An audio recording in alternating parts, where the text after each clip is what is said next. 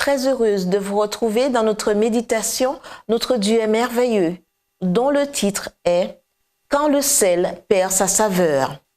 Vous êtes le sel de la terre. Si le sel perd sa saveur, comment redeviendra-t-il du sel? Matthieu 5, verset 13. Quelles images vous viennent à l'esprit quand vous pensez à Abraham?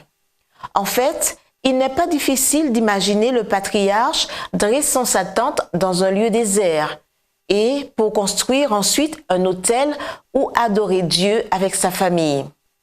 Et qu'imaginez-vous quand vous pensez à Lot? Je ne sais pas pour vous, mais moi, je tends à l'associer à Sodome. Une différence du ciel à la terre. Pourquoi? Parler d'Abraham, c'est parler de la tente et de l'autel. La tente assimilait Abraham à un pèlerin et à un étranger dans ce monde, car il attendait la cité qui a de solides fondations, celle dont Dieu est l'architecte et le constructeur. Hébreux 11, verset 10. Quant à l'autel, il témoignait du Dieu qu'Abraham adorait. Autour de l'autel, sa famille et ses serviteurs se réunissaient, jour après jour, pour recevoir des enseignements qui devaient les préparer à être les représentants de la vraie foi. Dans le cas de Lot, au contraire, ni tente ni autel. C'est pourquoi il n'est pas surprenant que quand Lot veut avertir ses gendres de la destruction imminente de Sodome, il croit qu'il ne parle pas sérieusement. Genèse 19, verset 14.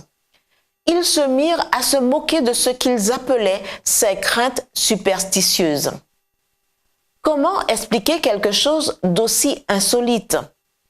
La seule explication possible à l'attitude des gendres est que Lot, à ce moment de sa vie, avait perdu en grande partie sa crédibilité.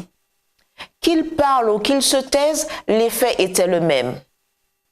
Dit avec les mots du Seigneur, le sel avait perdu sa saveur. Et quand cela se produit, mon ami, il n'est plus bon à rien. Matthieu 5, verset 13. Je me demande ce qui a pu se passer dans l'esprit de Lot après la perte de sa femme et de tout ce qui avait accumulé à Sodome. Quand il se souvenait du temps où il vivait dans des tentes avec Abraham, quand, près de l'autel, il adorait Dieu, et surtout quand, pouvant s'établir en Canaan, il préféra aller vivre dans la plaine du Jourdain. Le sentiment de perte qu'il a éprouvé a dû être fort. Le problème commença quand, progressivement, il dressa cette tente en direction de Sodome. Genèse 13, verset 12.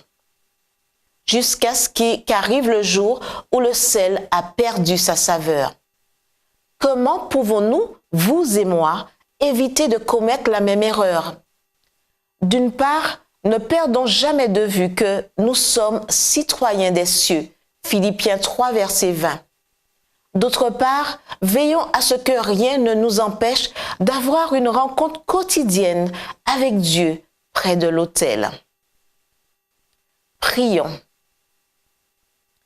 Seigneur bien-aimé, comme Abraham, je te demande que rien dans ce monde ne me fasse perdre de vue que je ne suis qu'un pèlerin et que je suis citoyen des cieux, et que rien ne m'empêche d'avoir une rencontre personnelle avec toi chaque jour près de l'autel.